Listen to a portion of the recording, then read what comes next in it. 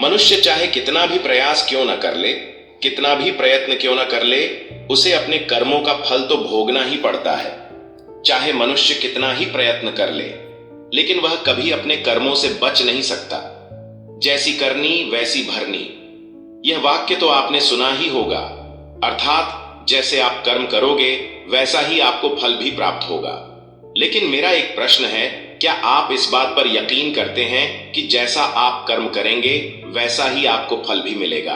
अब आप में से अधिकतर लोगों के मन में यह प्रश्न जरूर उठ रहा होगा, क्योंकि इसमें पूछने वाली बात क्या है? यह तो सत्य ही है कि जैसे हम कर्म करेंगे वैसा ही हमें फल भी मिलेगा। लेकिन एक बार के लिए आंखें बंद करके अपने आप से यह प्रश्न कीजिए। देखिएगा कि आपको इस प्रश्न का उत्तर स्पष्ट से नहीं मिल पाएगा।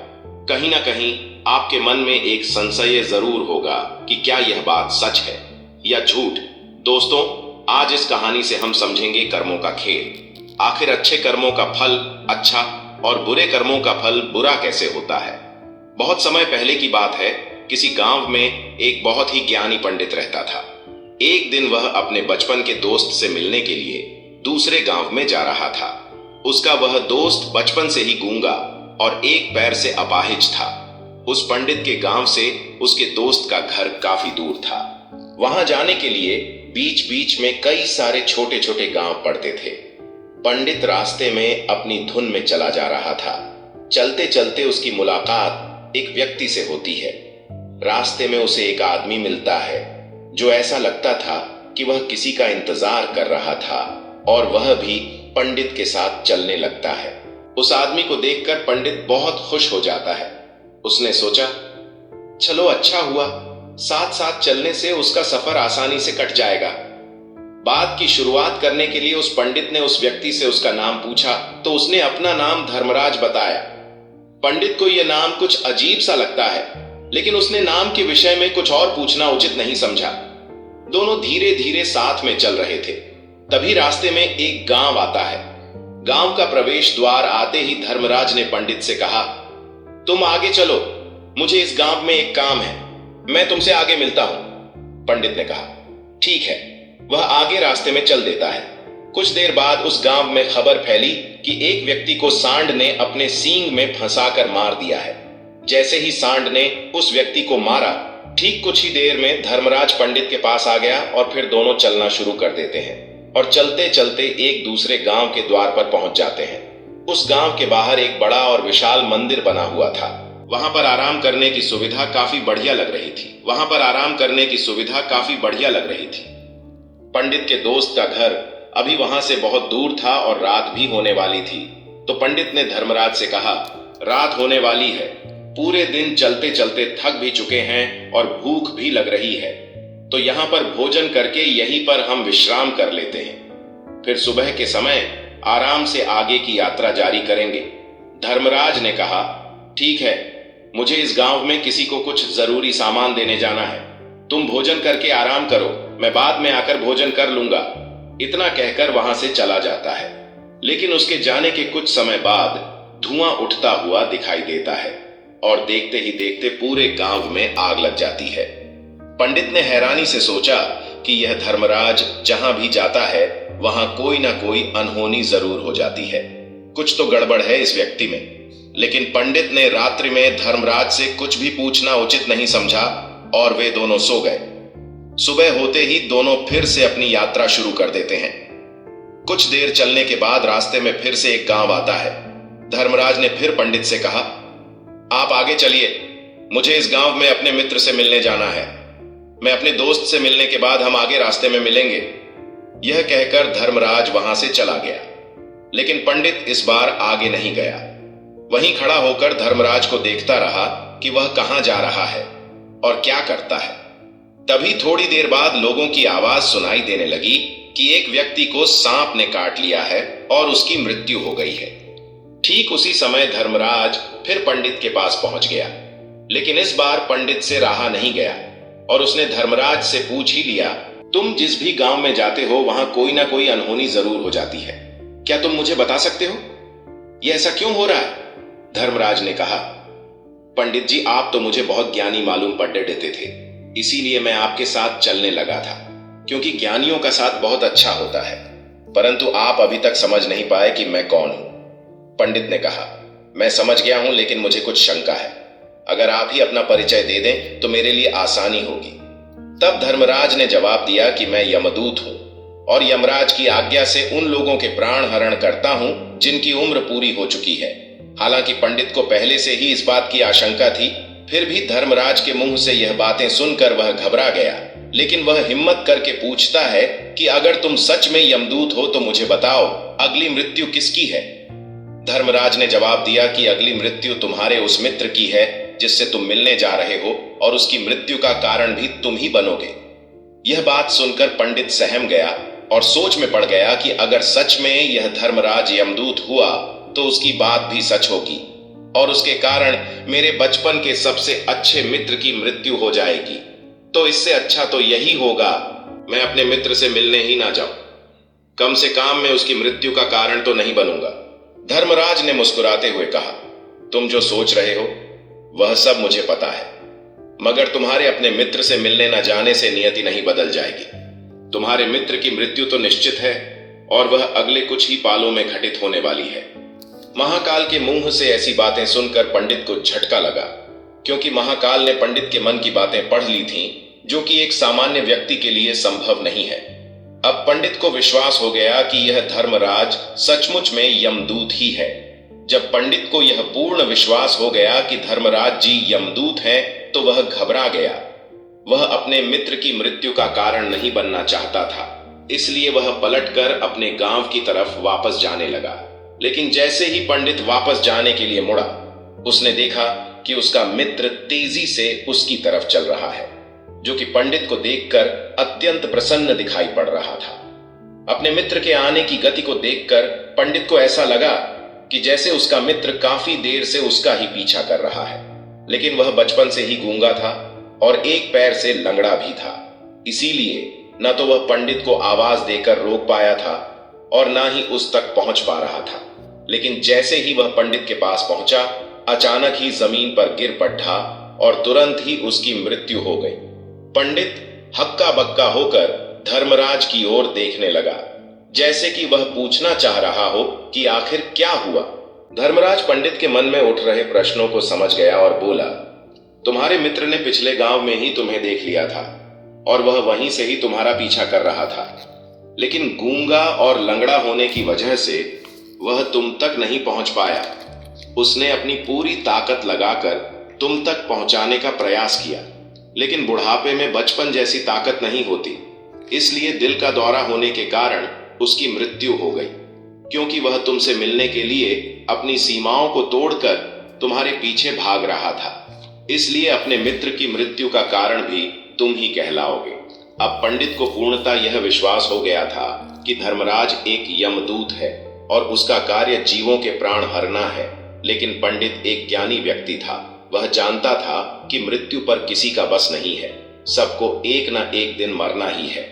यही सोचकर उसने अपने आप को संभाल लिया। लेकिन अचानक ही पंडित के मन में अपनी मृत्यु के बारे में जानने की इच्छा हुई, इसलिए उसने धर्मराज से पूछा कि जब मृत्यु मेरे दोस्त की होनी थी तो तुम शुरू से ही मेरे साथ क्यों चल रहे थे? यह प्रश्न सुनकर धर्मराज जोर से हंसा और बोला, मैं तो हर पल हर क्षण सभी के साथ चलता हूं, किंतु लोग पहचान नहीं पाते, क्योंकि लोगों के पास अपनी समस्याओं के अलावा किसी और व्यक्ति, वस्तु या घटना के बारे में सोचने समझने या उसे देखने का समय ही नहीं होता। पंडित ने कहा, तुम यह बता सकते हो कि मेरी मृत्यु कब, कहां और कैसे होगी? महाकाल ने कहा, हालांकि किसी भी सामान्य जीव के लिए अपनी मृत्यु के बारे में जानना ठीक नहीं है, क्योंकि कोई भी जीव अपनी मृत्यु के बारे में जानकर बहुत दुखी हो जाता है। हालांकि तुम ज्ञानी व्यक्ति मालूम पड़ते हो और तुमने जिस तरीके से अपने मित्र की मृत्यु को सहन कर लिया है, उसे देखकर लगता है कि तुम अपनी मृत्यु के बारे में जानकर भी दुखी नहीं होंगे। महाकाल ने कहा, तो सुनो, तुम्हारी मृत्यु आज से ठीक 6 महीने बाद आज ही के दिन किसी दूसरे राज्य में फांसी लगने से होगी, और सबसे हैरानी की बात तो यह होगी कि तुम स्वयं की खुशी से उस फांसी को स्वीकार कर लोगे। इतना कहकर धर्मराज वहां से चला गया, क्योंकि अब धर्मराज के पास पंडित के साथ चलते रहने का कोई कारण न था। इसके बाद पंडित ने अपने मित्र के शरीर का अंतिम संस्कार किया और यथाशक्ति उसके क्रिया कर्म करके अपने गांव वापस आ गया। लेकिन कोई व्यक्ति कितना भी ज्ञानी क्यों ना हो, अपनी मृत्यु के बारे में जानकर दुखी तो होता ही है और मृत्यु से बचने का कोई ना कोई उपाय भी खोजता है। तो पंडित ने भी वही किया। क्योंकि पंडित विद्वान था, इसलिए उसकी पहचान उस राज्य के राजा तक थी।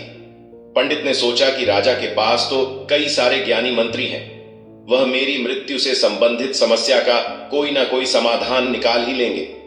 पंडित यही सब सोचता हुआ राज दरबार में पहुंच जाता है और राजा से सारी घटना के बारे में बताता है। राजा ने अपने मंत्रियों को सारी समस्या बताई और उनसे सलाह मांगी। अंत में सभी ने विचार विमर्श करके कहा, अगर पंडित की बात सही है तो उसकी मृत्यु भी 6 महीने बाद ही होगी, लेकिन मृत्यु तो तब होगी जब वह किसी दूसरे राज्य में जाएगा। यदि वह किसी दूसरे राज्य में जाए ही ना तो मृत्यु ही नहीं होगी। मंत्रियों की सलाह राजा को भी सही लगी। इसके बाद पंडित के रहने की सारी व्यवस्था महल में ही कर दी गई और राजा के आदेश के बिना उस पंडित से किसी को भी नहीं मिलने दिया जाता था। लेकिन पंडित कहीं भी आ जा सकता था ताकि पंडित को यह ना लगे कि वह राजा की कैद में है। परंतु पंडित डर के मारे स्वयं ही कहीं आता जाता नहीं था। धीरे धीरे महीने गुजरते गए और पंडित की मृत्यु का समय नजदीक आने लगा और अंततः वह भी दिन आ गया जिस दिन पंडित की मृत्यु होनी थी। उसकी एक रात पहले पंडित डर के मारे जल्दी ही सो गया ताकि जल्दी से रात बीत जाए और अगला दिन आ जाए ताकि उसकी मृत्यु टल सके। यही सोचकर मैं जल्दी सो जाता है, लेकिन पंडित को नींद में चलने की बीमारी थी और अपनी बीमारी के बारे में वह स्वयं नहीं जानता था। तो फिर राजा, मंत्री या किसी वेद को इसके बारे में बताने का कोई प्रश्न ही नहीं उठता। पंडित अपनी मृत्यु को लेकर बहुत चिंतित था। वह पिछले कई दिनों से ठीक से सो भी नहीं पा रहा था और नींद में चलने की बीमारी भी तभी होती है जब व्यक्ति ठीक से सो नहीं पा रहा हो। तो उस रात भी पंडित को नींद में चलने का दौरा पड़ा। वह उठा और महल से निकलकर अस्तबल में गया। क्योंकि पंडित राजा का खास मेहमान था, इसलिए किसी भी पहरेदार ने उसे नहीं रोका और न ही किसी तरह की कोई पूछताछ की। अस्तबल में पहुंचकर वह सबसे तेज चलने वाले घोड़े की पीठ पर सवार होकर नींद में ही अपने राज्य की सीमा से बाहर दूसरे पड़ोसी राज्य में चला गया। इतना ही नहीं, वह दूसरे राज्य के राजा के महल में पहुंच गया। उस महल के पहरेदार ने भी उसे नहीं रोका और ना ही कोई पूछताछ की। सभी लोग रात्रि का अंतिम पहर होने के कारण गहरी नींद में थे। वह पंडित सीधे राजा के सैन्य कक्ष में पहुंचा जहां राजा और रानी सो रहे थे। वह पंडित वहीं जाकर सो गया। सुबह हुई तो राजा ने पंडित को रानी के बगल में सोया हुआ देखा तो राजा बहुत क्रोधित हो गया। राजा ने पंडित को कैद करने का आदेश दे दिया। पंडित गिरफ्तार हो गया, लेकिन पंडित तो बहुत अच्छा था। उसे तो कुछ समझ नहीं आ रहा था कि आखिर वह दूसरे राज्य में और राजा के सैन्य कक्ष में कैसे पहुंचा। लेकिन वहां उसकी यह सब सुनने वाला कोई नहीं था। अगली सुबह राजा ने पंडित को दरबार में पेश करने का आदेश दिया। कुछ देर बाद उस पंडित को दरबार में लाया गया। पंडित को देखते ही राजा आग बबूला हो गया कि उसे फांसी पर चढ़ा देने का हुक्म सुना दिया। फांसी की सजा सुनकर पंडित कांप गया, लेकिन फिर भी थोड़ी सी हिम्मत जताकर राजा से बोला, महाराज, मैं नहीं जानता कि मैं राजमहल तक कैसे पहुंचा। मैं यह भी नहीं जानता हूं कि आपके सैन्य कक्ष तक मैं कैसे आया और आपके महल के किसी पहरेदार या सैनिक ने मुझे रोक क्यों नहीं। लेकिन मैं इतना जरूर जानता हूं कि आज मेरी मृत्यु होनी थी और वह होने भी जा रही है। राजा को यह बात थोड़ी अजीब लगी। उसने पंडित से पूछा, तुम्हें कैसे पता कि आज तुम्हारी मृत्यु होनी है? राजा के इस प्रश्न के जवाब में पंडित ने पिछले 6 महीने की सारी कहानी राजा को सुना दी और बोला, महाराज, मेरा क्या, किसी भी सामान्य व्यक्ति में इतना साहस नहीं कि वह राजा के सैन्य कक्ष में राजा की उपस्थिति में रानी के साथ सो जाए। राजा को पंडित की बात में थोड़ा तर्क दिखाई पड़ा, परंतु उसने सोचा कि अब मृत्यु से बचने के लिए धर्मराज और उसके द्वारा अपनी मृत्यु की भविष्यवाणी की कहानी बन रही है। इसलिए राजा ने पंडित से कहा, यदि तुम्हारी बात सत्य है और आज यह तुम्हारी मृत्यु का दिन है, जैसा कि हिंदू धर्मराज ने तुमसे कहा था, तो आज तुम्हारी मृत्यु का कारण मैं नहीं बनूंगा। लेकिन यदि तुम्हारी बात झूठी निकली तो निश्चित ही आज तुम्हारी मृत्यु का दिन होगा, क्योंकि जिस राज्य से पंडित आया था उस राज्य का राजा इस राजा का मित्र था। इसलिए इस राजा ने तुरंत अपने 2 सैनिकों को पड़ोसी राजा के पास भेजकर पंडित की बात की सत्यता का प्रमाण मांगा। सैनिक शाम तक लौटे और उन्होंने राजा को बताया कि महाराज, पंडित जो कुछ भी कह रहा है वह सब सत्य है। पड़ोसी राज्य के राजा ने पिछले 6 महीने से पंडित के रहने की सारी व्यवस्था अपने ही महल में कर रखी थी। पंडित राजा का खास मेहमान था। कल शाम राजा आखिरी बार पंडित से उसके कक्ष में मिले थे और उसके बाद यह इस राज्य में कैसे पहुंच गया, इसकी जानकारी किसी को भी नहीं है। इसलिए उस राज्य के राजा के अनुसार पंडित को फांसी की सजा देना ठीक नहीं है। लेकिन राजा के सामने एक नई समस्या थी, क्योंकि उसने बिना पूरी बात जाने ही पंडित को फांसी की सजा सुना दी थी। इसलिए अगर पंडित को फांसी नहीं दी जाती तो राजा के वचन का अपमान हो जाएगा। लेकिन अगर राजा की बात का मान रखा जाए तो बेवजह ही एक निर्दोष व्यक्ति की मौत हो जाएगी। राजा ने अपने सभी मंत्रियों से इस बारे में सुझाव मांगा तो मंत्रियों ने राजा को सुझाव दिया कि महाराज, पंडित को एक कच्ची सूत के धागे से फांसी लगवा दी जाए। इससे आपके वचन का मान रह जाएगा और कच्चे सूत के धागे से पंडित को फांसी भी नहीं लगेगी और उसके प्राण भी बच जाएंगे। राजा को मंत्रियों का यह सुझाव पसंद आया और उसने ऐसा ही करने का आदेश दे दिया। पंडित के लिए कच्चे सूत के धागे से फांसी का फंदा बनाया गया और नियम के अनुसार पंडित को फांसी पर चढ़ाया जाने लगा। सभी लोग बहुत खुश थे कि ना तो पंडित मरेगा और ना ही राजा का वचन खाली जाएगा। पंडित को भी पूर्ण विश्वास था, यह सूत के धागे से तो उसकी मृत्यु हो ही नहीं सकती। पंडित उस पर चढ़ने के लिए तैयार हो गया, जैसा कि धर्मराज ने भविष्यवाणी की थी कि तुम खुद ही अपनी फांसी को स्वीकार करोगे। लेकिन जैसे ही पंडित को फांसी दी गई, सूत का धागा तो टूट गया, लेकिन टूटने से पहले उसने अपना काम कर दिया था। पंडित के गले की एक नाथ सूत के धागे के झटके से कट चुकी थी और पंडित जमीन पर पड़ा तड़प रहा था पर उसे गले से खून की फुहार निकल रही थी और देखते ही देखते पंडित का शरीर पूरी तरह से शांत हो गया। सभी लोग आश्चर्यचकित थे और पंडित को मारता हुआ देख रहे थे।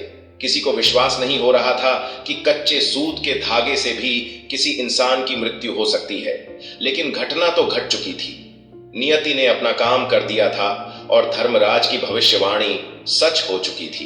दोस्तों, श्रीमद् भागवत गीता में भगवान श्री कृष्ण ने कहा है, जो होना होता है वह होकर ही रहता है। हम चाहे कितनी ही सावधानी बरतें, कितना ही उपाय कर ले, लेकिन घटना और घटना की पूरी प्रणाली पहले से तय होती है, जिसे हम थोड़ा सा भी इधर उधर नहीं कर सकते हैं। दोस्तों, शायद इसीलिए ईश्वर ने हमें भविष्य जानने की क्षमता नहीं दी है, ताकि हम अपने जीवन को ज्यादा बेहतर तरीके से जी सके। और यही बात उस पंडित पर भी लागू होती है। अगर पंडित ने महाकाल से अपनी मृत्यु के बारे में न पूछा होता तो 6 महीने तक राजा के महल में कैद रहकर जीने की बजाय ज्यादा बेहतर जीवन जीता। दोस्तों, आपने आज के इस वीडियो से क्या सीखा, मुझे आप कमेंट में बता सकते हैं। इसी के साथ में मुझे उम्मीद है कि आपको आज की वीडियो पसंद आई होगी। वीडियो पसंद आई है तो वीडियो को लाइक और चैनल को सब्सक्राइब अवश्य करें।